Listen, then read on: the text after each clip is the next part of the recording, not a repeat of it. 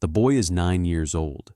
He came alone, on 2 buses, to tell a billionaire not to buy his house.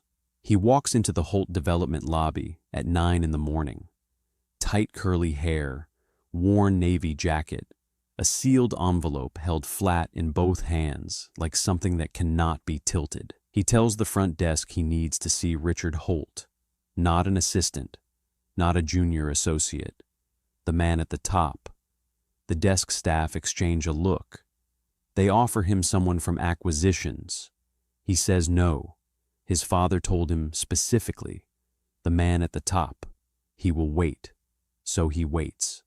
2 hours in a lobby chair, without fidgeting, without looking around. Just the envelope in his hands and the patience of a child who has already used up every fear on the bus ride here.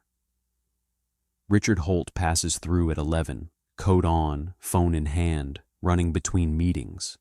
He almost keeps walking. Then he sees it. Not the boy first, but the envelope. The way it is held. The words on the front in neat, careful handwriting. For whoever comes to buy this house. He stops. The boy looks up. He says the words his father taught him to say first, exactly as his father taught him. Sir, don't buy my house. Then he holds the envelope out. First read what my father left behind. Richard takes the boy to his office. He does not open the envelope immediately. He asks first where the boy's father is. The boy says, hospital. Has been there 5 weeks. Heart. Richard pulls the acquisition file while the boy sits across from him. 14 Maple Street. The last property needed for the East Quarter project. Demolition scheduled in 48 hours. He opens the envelope. Inside, a handwritten letter folded around 2 documents. The letter is written in the careful, unhurried handwriting of a man who knew he might not be there to say it in person. It begins with one sentence that sits on the page before anything else. My name is James Webb. I built this house with my own hands. I want you to know that before anything else happens. Richard reads it once. Then he looks at the documents beneath it. The door opens. Alan Mercer steps in. Richard's oldest friend, 40 years at his side, head of construction. He sees the boy. He sees the file on the desk. His eyes go to the address. 14 Maple Street. He goes very still. He does not speak. He simply stands there, and something crosses his face that Richard, in 40 years, has never once seen on it. A 9-year-old boy rode 2 buses across the city to hand a billionaire a sealed envelope his father wrote from a hospital bed. Inside, a letter that begins with the words, I built this house with my own hands.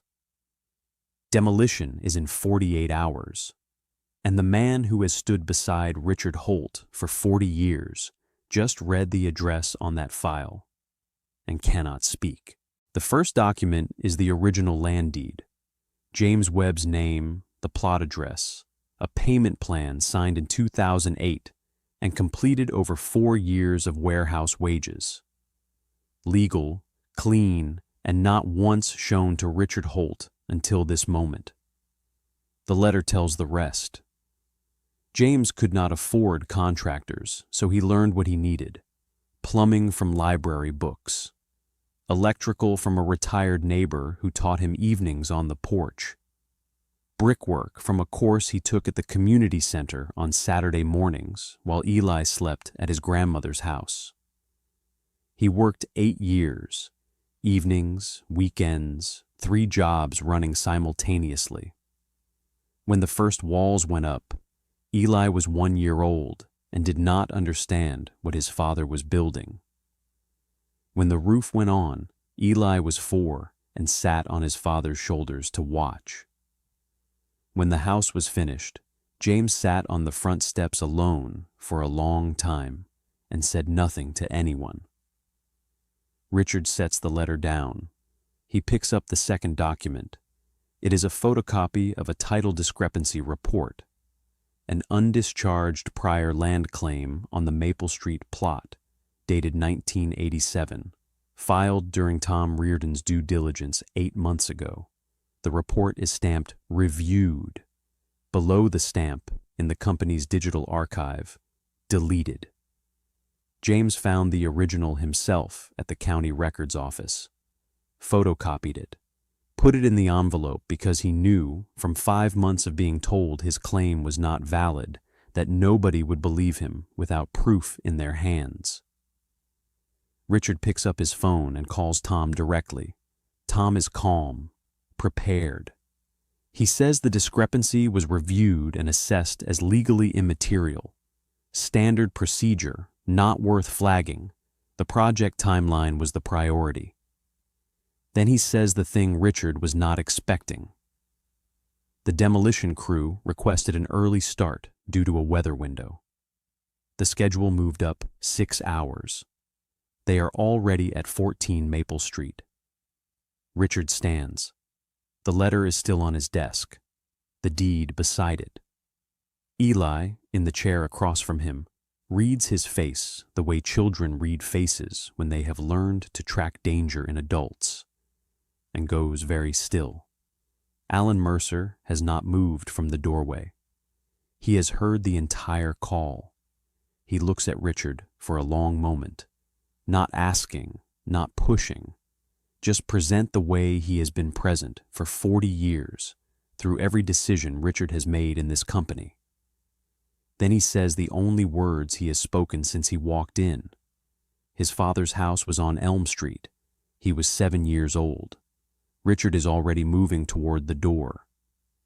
James Webb built 14 Maple Street brick by brick over 8 years, and his 9-year-old son sat in a lobby for 2 hours to make sure someone knew that before the walls came down. The demolition crew is already on site, 6 hours ahead of schedule. Tom Reardon deleted the one report that would have stopped this, and Richard Holt just heard, for the first time in 40 years, why Alan Mercer has never once spoken about his childhood. Richard Holt has not driven himself anywhere in 11 years. He takes Alan's keys without asking. Eli sits in the back seat with the empty envelope in his lap. The letter gone, the documents gone, all of it now on Richard's desk, doing what his father needed it to do. He watches the city pass outside the window without speaking.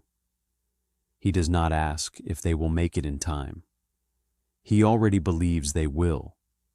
That belief, carried by a 9-year-old boy who rode 2 buses and waited 2 hours and held an envelope flat for most of a morning, sits in the front of the car heavier than anything else. 14 Maple Street is a quiet residential block. Lush green trees overhead. A vegetable garden beside the front steps someone has been maintaining while James has been gone.